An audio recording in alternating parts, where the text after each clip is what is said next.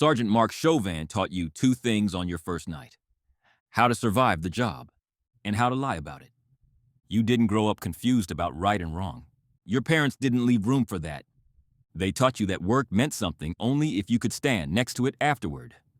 Glendale, Arizona reinforced the lesson. Nothing was handed out. Everything was earned. You were good with your hands, good with structure. Junior college wasn't a step down, it was precision. Then a bachelor's degree, then the academy. Criminal justice looked like order. A system, a place where discipline mattered. The badge didn't make you feel powerful. It made you feel accountable. 5'8", shorter than most. But you'd learned early that pressure reveals people faster than size ever could. Sergeant Chauvin didn't look like trouble. That's why he lasted. He was decorated, connected, the kind of man whose name ended debates. At first, he trained you clean. Then he trained you carefully. Which neighborhoods generated noise? Which complaints didn't travel far?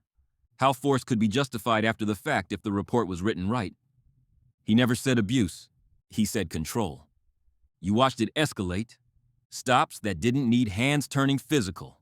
Compliance met with punishment anyway. Patterns that weren't random if you bothered to look. Then came the night that stripped away the last excuse. A man face down. Hands visible. No resistance. Chauvin struck him anyway. Again. Measured, deliberate. The sound stayed with you longer than the sight. Afterward, in the car, Chauvin dictated the report like a ritual. Suspect, aggressive. Officer threatened. Force necessary. Then he turned and said it plainly. You sign this, or you're done. You didn't raise your voice. You didn't argue. You wrote what happened. That was the end of your career there. Not officially, practically. Backup came late. Assignments dried up. Your evaluations softened into warnings. So you left before the job finished what Chauvin had started. People said you quit. They were wrong. You preserved yourself. You built something better. A high-end personal protection and investigation firm. Clients who valued discretion. Cases that required patience, not muscle. Documentation that couldn't be massaged. Years passed.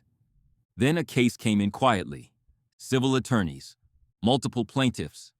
A pattern of injuries. One name tied it together. Sergeant Mark Chauvin. Still active. Still protected. Still confident no one was watching closely enough. This time, you were. You reconstructed timelines. Compared reports to medical records. Found body cam gaps that matched his shifts. You interviewed witnesses who'd been dismissed for years. Their stories didn't change. Only the context did. You submitted everything. Clean, sourced, undeniable. Internal affairs reopened files they'd buried. Prosecutors followed the paper trail where emotion couldn't go. When Chauvin was arrested, it wasn't loud. No spectacle, no speeches.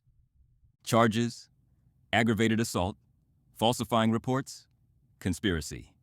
In court, the reports he once controlled turned against him. The language he taught rookies became evidence. The jury didn't need long.